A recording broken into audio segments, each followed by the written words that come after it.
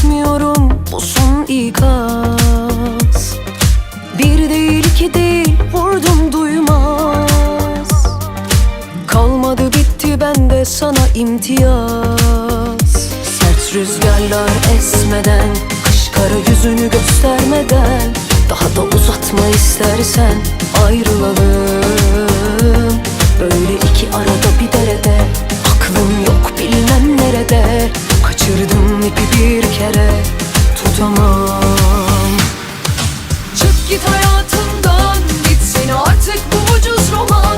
Çok seviyorum falan filan, hayatın yalan dolan. İhtiyacım yok ki sana, olmasan da olur anla. Alışırız be zamanla, pes ettim ben çekiliyorum.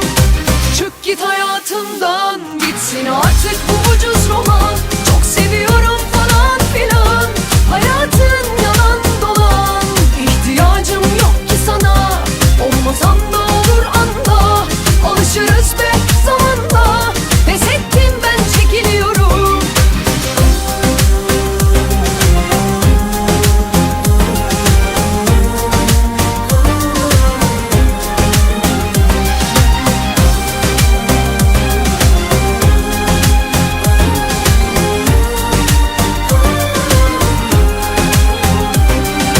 Son bir şansın var, bir daha olmaz.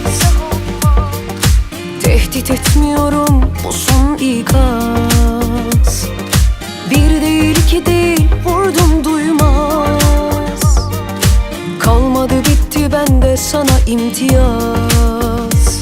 Sert rüzgarlar esmeden, kış kara yüzünü göstermeden, daha da uzatma istersen ayrılalım.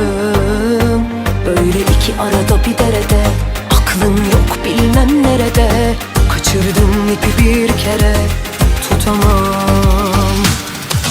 Çık git hayatımdan, bitsin artık bu ucuz roman. Çok seviyorum falan filan, hayatın yalan dolan.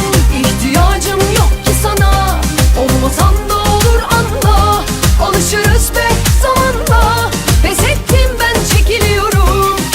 Çık git hayatımdan, bitsin artık bu ucuz roman. Çok seviyorum falan filan, hayatın yalan dolan. İhtiyacım yok ki sana, olmasan da olur anla. Alışırız be zamanla, pes ettim ben çekiliyorum. Çık git hayatımdan, bitsin artık bu ucuz roman.